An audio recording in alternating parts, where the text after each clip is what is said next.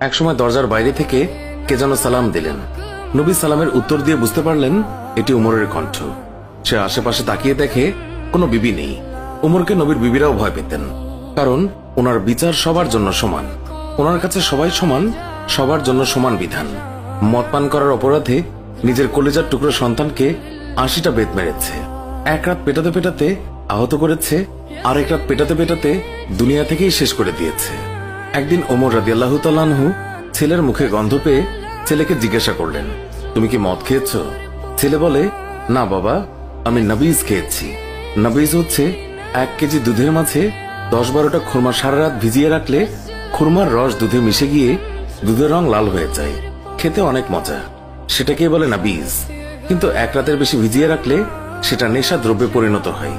উমর রাদিয়াল্লাহু তাআলা আনহুর ছেলে ৪ রাত ভিজিয়ে রেখে তারই স্বাদ নেয়ার জন্য খেয়েছিল। ছেলের মুখে গন্ধ পেয়ে তাকে মসজিদে নিয়ে যায়। তখন জোহরের নামাজ হয়। উমর তার ছেলেকে মসজিদে নবীর পিলারে বাঁধে।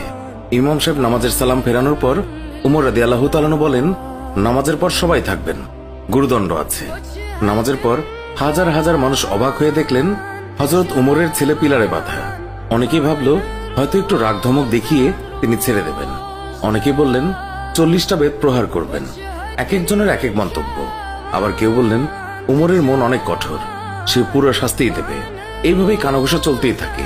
এরই মাঝে উমর চেয়ারে বসে জল্লাদকে ডাকলেন, বললেন, শক্ত দেখে একটি চাবুক এনে চাবুক শুরু করো। জল্লাদ বিসমিল্লাহ বলে চাবুক মারা শুরু করলো। ৩টা চাবুক মারার পর উমর জল্লাদকে এক থাপ্পড় দিয়ে ফেলে দিলেন।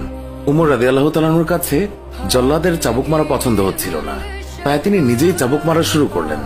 এক একটা চাবুক পরে আর মসজিদের বারান্দা ফোঁটা ফোঁটা রক্তের দাগে ভরে যায়। মদিনায় উমরের চাইতে শক্তিশালী আর কেউই ছিল না। ছেলে চিৎকার দিয়ে বলে, আবার মদ খাবো না, আমাকে মাফ করে দাও। কিন্তু উমরের কঠোর মনে কোনো দয়া হলো না। এবার আবু সাহামার মা উমরের পা ধরে বললেন, আমার ছেলেকে আর মারবেন না।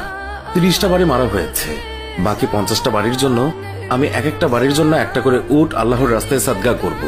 কিন্তু উমরের মনে দয়ামায়া হয় না। ৪০টা বাড়ির পর ছেলে জ্ঞান হারালো। ৫০টা মারার পর আবু সাহামা দুনিয়াতে আর নেই। সবাই তখন নিস্তব্ধ হয়ে গেল।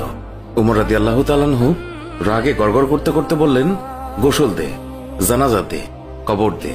কবর দেওয়ার পর ৫১ থেকে আবার কবরের উপর বাড়ি মারা শুরু করলো। এইভাবে ৮০টা বাড়ি শেষ করলো।